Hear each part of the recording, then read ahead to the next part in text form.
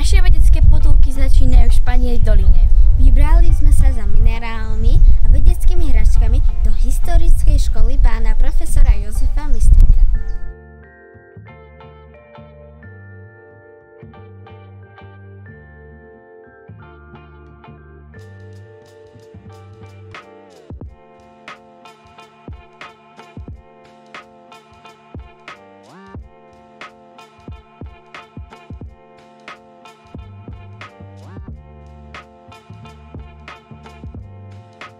Vedela si, že v takejto historickej škole môžeme nájsť aj takéto vedecké hračky? Nie, nevedela, lebo som tu prvýkrát a rada by som sa o nich dozvedela aj viac. Pán profesor Mistrík bol jazykovedec a súdny grafológ. Venoval sa rukou písanému písmu. Ale my sa tu nebavíme len o rukou písanom písme a jeho dôležitosti. Ale naša škola je také živé múzeum. Interaktívne. A čo to znamená? Znamená to, že používame vedecké hračky na vysvetlenie mnohých javov, ktoré sa v prírode dajú využiť v prospech ľudstva. A takou hračkou napríklad je aj tento drevený stroj, ktorý nám evokuje španiadolinský vodovod.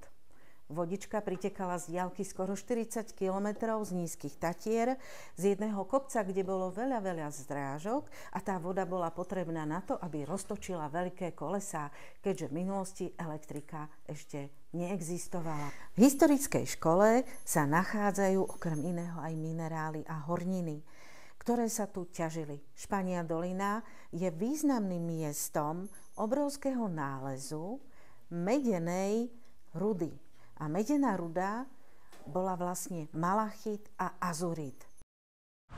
Vedela si, že v Radvani v Banskej Bystrici máme kaštiel? Áno, volá sa Tianovský kaštiel a nachádza sa v ňom Stredoslovenské múzeum. Poďme sa doň pozrieť. Dobre.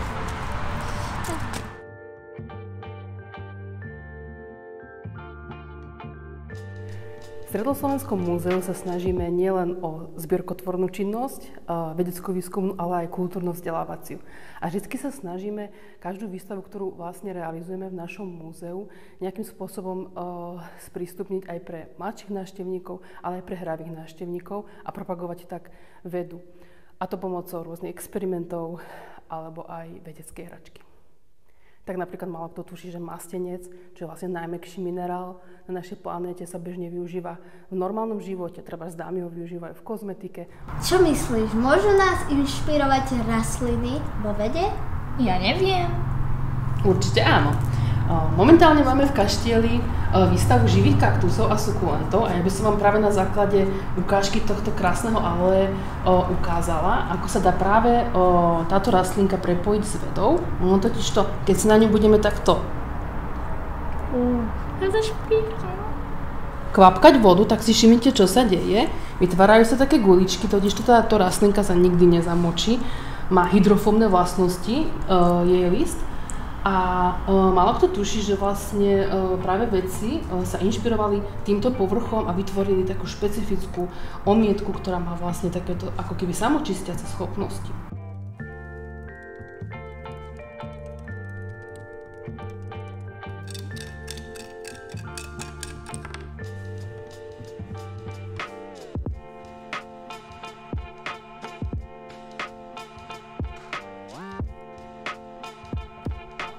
Naše vedecké potulky ukončíme vo vedeckej knižnici v Banskej Bystrici, kde sa zahráme ešte s ďalšími vedeckými hračkami na výstave Veda v hračkách.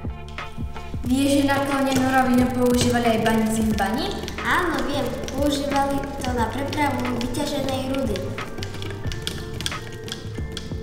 Keď nevládali, tak si sadli na zásviru, ošli jador a sa šuchali po nej dole.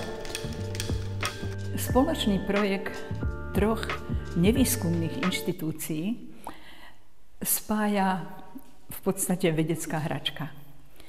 Ani Stredoslovenské múzeum v Banskej Bystrici, ani historická škola v Španej doline nie sú inštitúcie, ktoré by sa prioritne venovali vede.